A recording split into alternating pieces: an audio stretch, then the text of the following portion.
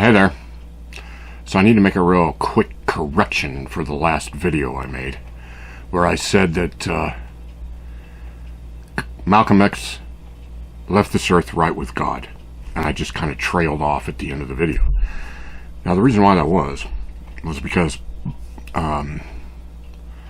it just didn't ring true, and I couldn't go any further. I couldn't say any further. The logic just fell through, and it wouldn't. There was nothing else yet, nothing to conclude, I suppose is what I want to say.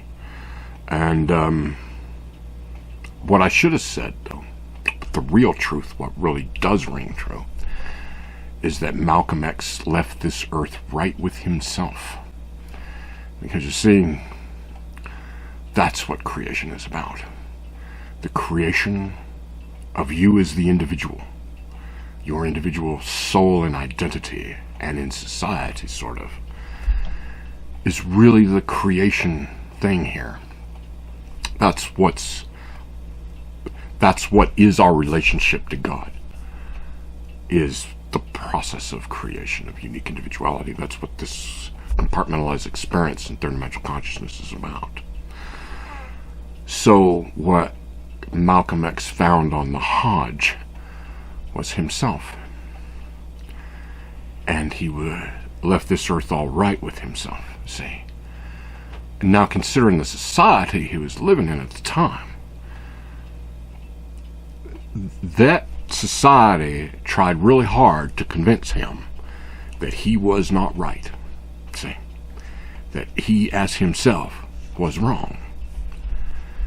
And thank God for the Hodge to allow him to connect with him, his true self, and realize that God did not curse him at all, I suppose, or whatever the personal realizations were that really did change him effectively. And that was the right thing at the right time for him. So I can't criminalize the Muslim faith, I suppose, is what I'm getting at. But I will not validate Muhammad.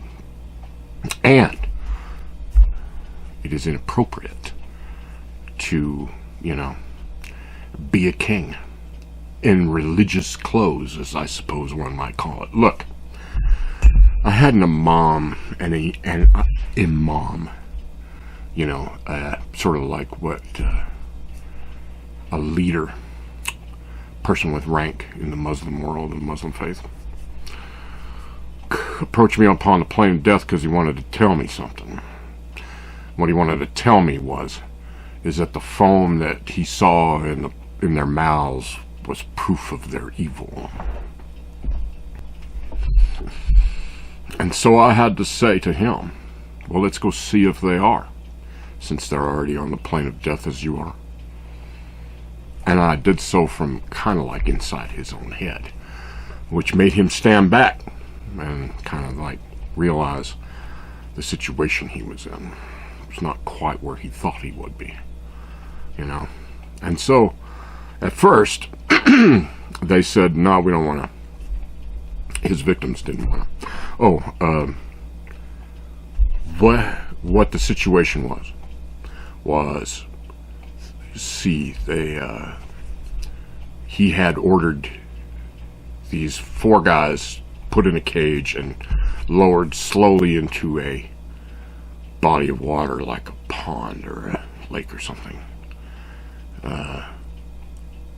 The mechanics weren't all that clear, but it was on a crane, and it was a cage, and it was like, had bars, and it was like a bird cage almost, kind of like, but square, human size. It was large enough for, what must have been 10 by 10, I suppose. And I lowered it into a lake slowly to terrorize the shit out of them and drown them in there. And then, you know how a person's lungs are kind of like thrown out the mouth when they drown. That's exactly what he then said was that proof of that they're evils. So I said, let's go find them and see if they are, since they're already here upon plain death anyway. And so he had no choice in the matter, ultimately. And at first they said, well, we don't want to have anything to do with him. And so I convinced him. I said, well, now is your opportunity, see, for justice, as it were. And that's kind of where I left them, was this guy, this imam, is now saying that he really does understand that they are human beings after all, And unfortunately, I don't know what progressed after that, but that seemed to be all I was really needing to do at that point. So I left the scene, kind of consciously, I guess. And the only reason why I remember that was because there was a sort of distraction that put it in my head. It was like there are kind of like what one might call angels, I suppose. I kind of like to refer to they're not angels to me. I mean, that's the biblical thing, that they're really not that cheesy. But there are kind of like those kinds of things, and there is like a sort of like a hierarchical kind of thing. But I gotta be careful what I'm saying about that, because that validates things on the earth that shouldn't be validated, I guess one might say. The idea of governance. And that's really the biggest pushback we gotta have here, is that religious governance is inappropriate. And that's exactly what I was getting at with that kind of stuff. And that's the extreme nature of it. It seems like the new kids on the block, the new kids on the God of Abraham block are going through their Spanish Inquisition phase, I guess, in their way of adjusting themselves to the idea of religious governance or whatever. And they're taking it to the extreme. So it's not appropriate at all. And let's face it, God and the identity of Christ in the second coming stands outside the church, because this is God himself, see. And so it's all three. It stands outside of all three today. So I guess that's all I've got at the moment. I just needed to make that correction. I needed to make sure that you understood that it's not about God, the creation of individuality in the third dimensional construct. Not as much as it is about the person being created, see. Being created to be at God's level in a society of divine beings, but not as subordinate to God. See, God and his superior intellectual capacity basically it's only superior until we rise up to that level. And that's why it takes this process of reincarnated lives, a multiple of them, compartmentalized at one after another, so to speak. It takes more than, I imagine it would take more than one. But imagine how, lack of a better word, superior, even though that's such a white supremacist term in today's world, to create the superior human being. Shit. You have to imagine how high above all that a person would be if they had all the skills that you could get out of multiple lives. All the skills, all the languages, all the, not empathy, but actual life experience, so that the person would know what it is to be poor, know what it is to starve, know what it is to be rich and be ignorant of it, know what it is to hate and not hate. All those things and all those possible lives, especially throughout the duration of the continuum and the hugeness of this universe over the distance of it, the continuum itself, to where what one would, I suppose, call the end times would be when the continuum ends and we are then delivered finished. See, and at that point you gain continuity with all that you've ever been. And in that way, you actually do become the superior divine being based on all those life experiences. See, coming together in the, as one would again say, the end times.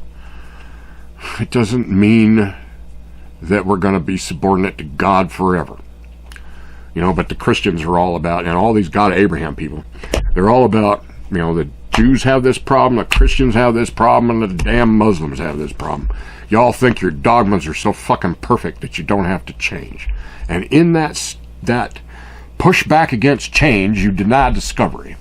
And now you become a problem for us in society to move forward into the age of logic and reason. So therefore your age, your religion of magic and mysticism has to remain in the age of magic and mysticism if it's a lie, if it's a fake, if it's not true. But as the God of Abraham, I suppose, must be true. Why it that's, well, I understand why it is the God of Abraham. It's the God of Abraham thing because it's how monotheism came about. It's also how human sacrifice was stopped. So that was the effect of it. And so with the Christian thing, it's the idea of sin now is stopped.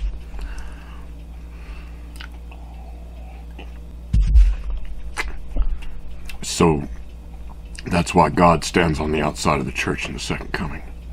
Now the church is stopped. Let's say, in these days, in this time now, that's what it's about.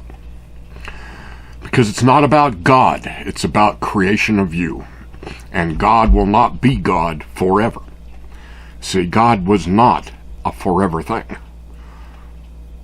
God is merely an event. And he will not be a forever. Because he divests himself. See, the ultimate act of free will is to change your true self. Say, to will yourself to be somebody completely different. And that's exactly what God will do when we arrive once again at the so-called end times. It's the end of the continuum, but the moment by which we are all then free to be our true selves is in continuity with all that we've ever been, and experience the divine society without God, because God becomes someone other than God to live among us.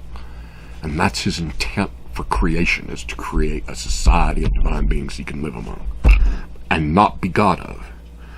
See, because in effect he divides the dimension of time he divides the dimension of time and distributes it to all of us, so that we all kind of like have our own universes, as we are then gods of them in a society of gods. See, because he's raising us up. He's not going to step down to our level. He's going to raise us up to his, and that's the idea of creation by a divine being. You raise up to his level. You don't step down to yours. So, that's the truth of it. That's what this is all about. Anyway, I just needed to get that Malcolm X thing corrected.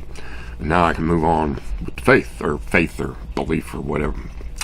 I can move on with my shit. Okay. So,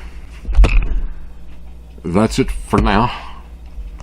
I imagine I'll probably think of something else to turn the video cam on about later on. Oh yeah, and I become aware that I thump the table too much. Can't stop that though. Alrighty, so that's all for now. See you soon.